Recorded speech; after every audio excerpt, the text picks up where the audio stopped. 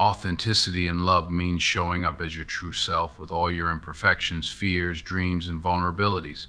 It's about letting go of the need to perform or to be someone you're not to gain another's approval or affection. In authentic love, there's no room for pretense, no space for pretending to be okay when you're not, and no tolerance for hiding parts of yourself out of fear that they won't be accepted. When love is authentic, it embraces the raw, unpolished version of who you are. It's not about being perfect, it's about being honest. It's the courage to say, this is me, and the willingness to hear, I see you and I'm staying. True love doesn't demand that you change to fit into someone else's idea of who you should be. Instead, it invites you to grow into the best version of yourself, not through pressure or coercion, but through support and understanding. Authenticity also means honoring your own needs, desires, and boundaries within the relationship. It's not about losing yourself in another person, it's about finding a balance where two individuals can be fully themselves while building something beautiful together. It requires speaking up when something doesn't feel right, expressing your feelings without fear of judgment, and trusting that your partner will listen and respond with care. At its core, authentic love is about mutual vulnerability. It's a dance of giving and receiving where both people feel safe enough to expose their true selves. This kind of love isn't afraid of the messy, complicated parts of life. In fact, it thrives in those moments. When challenges arise, authenticity becomes the foundation that keeps the relationship strong. It allows you to face difficulties together, knowing that you're both committed to honesty and openness, even when it's uncomfortable. Inauthentic love, on the other hand, is like building a house on shaky ground. It might look beautiful from the outside, but it's not built to last. When we hide parts of ourselves, we create a distance that prevents real intimacy. When we accept half-truths or offer them, we rob the relationship of its potential to grow into something deeper and more meaningful. Authenticity is what makes love resilient. It's what transforms a fleeting connection into a lasting bond. Being authentic in love isn't always easy. It requires unlearning the stories we've been told about who we need to be to deserve love. It demands that we face our fears of rejection and embrace the possibility of being fully seen and accepted.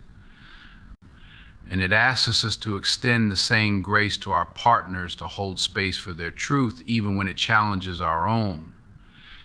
Settling in love often feels like the safer, easier choice at first. It's the path of least resistance when we convince ourselves that good enough is better than risking loneliness or disappointment. But the cost of settling for less than you deserve is far greater than the comfort it might initially provide. It's a price paid slowly in small, painful pieces as you chip away at your own happiness, self-worth, and sense of fulfillment. When you settle, you're not just compromising on a partner, you're compromising on yourself. You start making excuses for behaviors that hurt you, telling yourself that maybe your expectations were too high, or that everyone makes mistakes. You ignore the gnawing feeling that something is missing, choosing instead to focus on the fleeting moments of happiness or connection that keep you from leaving. But deep down, you know that those moments are not enough to sustain you. They're like drops of water in an empty well, temporarily easing your thirst, but never truly satisfying it. Settling comes with a silent erosion of self-esteem. You begin to internalize the idea that you're not worthy of a love that meets your needs or aligns with your values. You might start to believe that asking for more is selfish or unrealistic, and so you shrink yourself to fit into the confines of the relationship. Over time, this shrinking becomes a pattern, and you lose sight of who you are and what you deserve. The version of yourself that once dreamed boldly and loved fully starts to fade, replaced by someone who is merely surviving. The emotional toll of settling doesn't just stop at self-esteem, it extends into every aspect of your life. You might find yourself feeling drained, anxious, or resentful without fully understanding why. The energy you expend trying to make the relationship work, trying to convince yourself that it's enough, leaves little room for joy, creativity, or growth. Settling keeps you in a state of stagnation, tethered to a situation that doesn't nourish you, while the life you could be living passes by. Settling also has a way of isolating you from others. You might avoid sharing your true feelings with friends or family because you're embarrassed, or family because you're embarrassed or afraid of their judgment. You might even cut yourself off from opportunities to meet new people, fearing that leaving your current situation would mean starting over alone. This isolation compounds the sense of dissatisfaction, making it harder to see a way out. Perhaps the most profound cost of settling is the missed potential for yourself, your partner, and the relationship. When you settle, you rob both yourself and your partner of the opportunity to experience a love that is genuine, transformative, and all-encompassing. You settle for comfort instead of passion, familiarity instead of growth, and mediocrity instead of greatness. You trade the possibility of real connection for the illusion of stability and instability, and in doing so, you miss out on the profound beauty of a relationship where both people are fully invested. What makes settling so insidious is that it rarely feels like a single conscious decision. It's often a series of small compromises that build over time until you wake up one day and realize how much you've given up. It's telling yourself this is just how love is when deep down you know it isn't. It's staying out of fear of loneliness, fear of failure, fear of the unknown, when you could be stepping into a life of abundance, joy, and authentic connection. Demanding more in love takes immense courage.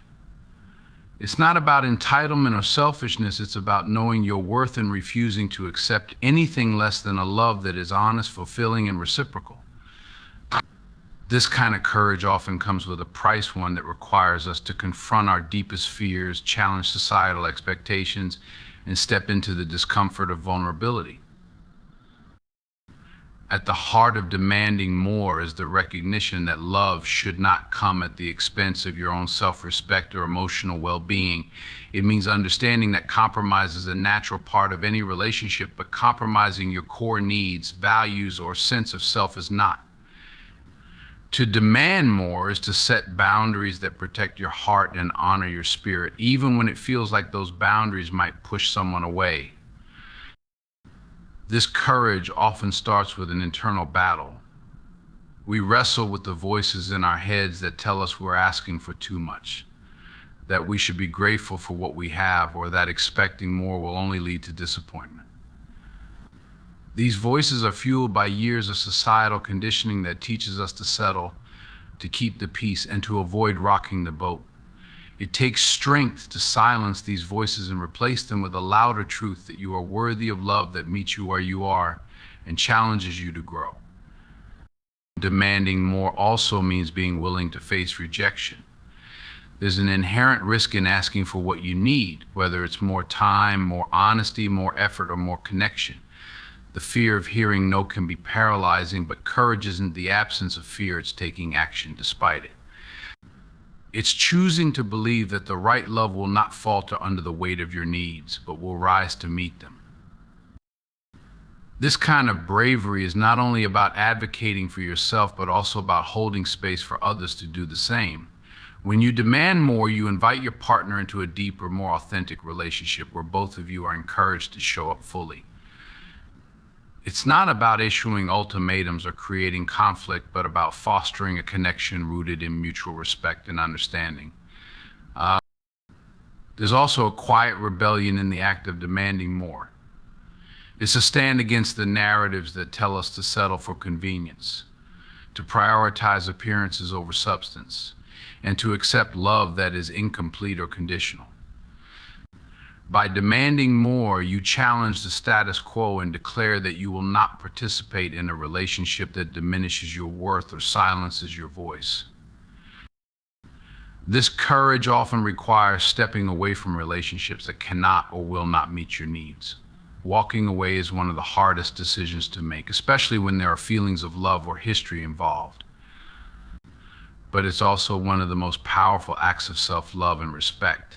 It's an acknowledgement that staying in a relationship where you feel unseen, unheard, or undervalued is more painful than the temporary discomfort of letting go. The path of demanding more is not for the faint of heart. It's a journey that asks you to trust yourself, to embrace the unknown, and to believe that there is a love out there that will meet you with the fullness you deserve. It's not an easy road, but it's one that leads to relationships built on authenticity, mutual investment, and deep connection. And in walking this path, you not only honor yourself, but also pave the way for the kind of love that transforms lives. At its core, love thrives on mutual vulnerability. It's the willingness of two people to step into the unknown together, unguarded and open, and say, "This is me with all my imperfections, fears, and dreams. Will you meet me here?" Vulnerability is not weakness, it's the ultimate act of courage in love. It requires us to lower our defenses, let down the walls we've spent a lifetime building, and invite another person into the most tender parts of who we are. Mutual vulnerability transforms love from a surface level connection to something deep and enduring. It's about more than just sharing your successes or the polished, Instagram-worthy moments of life. It's about revealing the raw, unfiltered truths, the times when you're scared, when you failed, or when you feel lost. It's about letting someone see the things you usually hide and trusting them to handle your heart with care. When vulnerability is mutual, it creates a sense of safety that allows both people to be fully themselves. It's a reciprocal exchange where each person says, "I trust you with this piece of me, and I'll hold space for you to do the same." This exchange fosters intimacy because it breaks down the barriers of pretense and performance. It says, "I see you, not just the version of you that the world sees, but the real you, and I love you for it." But mutual vulnerability is not without risk. It's terrifying to expose yourself, especially when there's no guarantee of how the other person will respond. This fear often leads people to hold back, to offer only fragments of themselves, or to wait for the other person to go first. Yet love cannot flourish in an environment of one-sided vulnerability. For love to grow, both people must be willing to take the leap, to risk rejection, and to trust that the relationship is a safe place to land. The beauty of mutual vulnerability is that it fosters growth, not just in the relationship, but also in each individual. When you share your vulnerabilities and they're met with compassion, it affirms your worth and builds your confidence. You begin to see yourself through the eyes of someone who loves you unconditionally, and that perspective can be deeply healing. At the same time, being trusted with someone else's vulnerability is a profound responsibility. It calls you to rise to the occasion, to be kind, patient, and present in a way that strengthens the bond between you. Mutual vulnerability also teaches resilience. Love isn't always easy, and there will be moments of conflict, misunderstanding, and hurt. But when vulnerability is at the heart of the relationship, those moments become opportunities for deeper connection. Instead of shutting down or withdrawing, you can lean into the discomfort together, knowing that your openness will lead to greater understanding and repair. This kind of love requires intentionality. It's not something that happens by chance or in passing. Mutual vulnerability demands effort, communication, and a shared commitment to creating a space where both people feel seen and valued. It asks you to check your ego at the door, to listen more than you speak, and to approach each interaction with empathy and grace. Perhaps the most challenging aspect of mutual vulnerability is its unpredictable nature. You can't control how your partner will respond or guarantee that they'll always handle your vulnerability perfectly. But that's also what makes it so powerful. It's a leap of faith, an act of trust that binds two people together in a way that no amount of control or certainty ever could. Mutual vulnerability is not about perfection, it's about presence. It's about showing up for each other, not just in the good times, but also in the messy, complicated, and sometimes painful moments. It's about creating a love that feels alive and real, a love that embraces the full spectrum of human experience. Choosing wholeness over convenience is an act of self-respect and courage. It means prioritizing what truly nourishes your soul and aligns with your values over what is merely easy, comfortable, or readily available. In love, this choice often feels like swimming against the tide, as convenience can be tempting. It promises quick fixes, immediate gratification, and the illusion of stability. But convenience is rarely a substitute for the depth and fulfillment that come from pursuing wholeness. Wholeness is about embracing the complexity of life and relationships. It's about seeking a love that sees you entirely, not just the parts of you that are easy to love, but the parts that require effort, patience, and understanding. It's refusing to settle for half measures or shallow connections, even when the alternative means facing uncertainty or discomfort. Wholeness demands honesty both with yourself and with others. It asks you to confront what you truly want and need, rather than accepting what's convenient or expedient. The appeal of convenience lies in its simplicity. A relationship built on convenience might avoid difficult conversations, skip over areas of conflict, and settle into a routine that feels safe but lacks depth. It may offer companionship without intimacy or support without emotional connection. While this might seem manageable in the short term, over time the cracks begin to show. The absence of genuine connection leads to feelings of emptiness, frustration, and unfulfilled longing. Convenience, as soothing as it might seem, often comes at the cost of authenticity and growth. Choosing wholeness means being willing to disrupt the status quo. It might involve making tough decisions, like ending a relationship that doesn't align with your deeper values or walking away from someone who cannot meet you where you are. These choices are rarely easy, especially when convenience has provided a sense of security or comfort. But wholeness requires stepping into discomfort, trusting that the pain of letting go will be outweighed by the joy of living in alignment with your truth. This choice is also about honoring your potential. Convenience often keeps us stuck in patterns that limit growth, both individually and within relationships. It allows us to coast rather than challenge ourselves, to settle rather than strive. Wholeness, on the other hand, pushes us to evolve. It encourages us to seek partners who inspire and challenge us, who are willing to do the hard work of building a relationship that is both meaningful and resilient. Wholeness doesn't shy away from conflict or struggle. It sees these moments as opportunities for deeper connection and understanding. Choosing wholeness is not just about the relationships we enter into, it's also about the relationship we have with ourselves. When we prioritize convenience, we often silence our own needs and desires, telling ourselves that they're too much or that we should be satisfied with less. Over time, this leads to a disconnection from our own sense of self. Choosing wholeness means listening to that quiet voice inside that knows what you truly want and refusing to let it be drowned out by the noise of practicality or fear. There's a profound freedom in choosing wholeness. It allows you to approach relationships from a place of strength and authenticity rather than fear or scarcity. It's the freedom to say no to what doesn't serve you and yes to what aligns with your values and dreams. This doesn't mean that wholeness is always easy. It often involves sacrifice, uncertainty, and moments of loneliness. But it also brings a sense of integrity and purpose that convenience can never provide. Wholeness is about the long game. It's about investing in a love that grows richer and deeper over time, rather than settling for something that's convenient but ultimately unsatisfying. It's about building a foundation that can weather the storms of life, rather than relying on a facade that crumbles at the first sign of trouble. Wholeness requires patience, resilience, and faith, not just in others, but in yourself and your ability to create a life and love that is truly fulfilling. The journey of choosing wholeness over convenience is one of self-discovery. It asks you to examine what truly matters to you, what you're willing to fight for, and what you're unwilling to compromise on.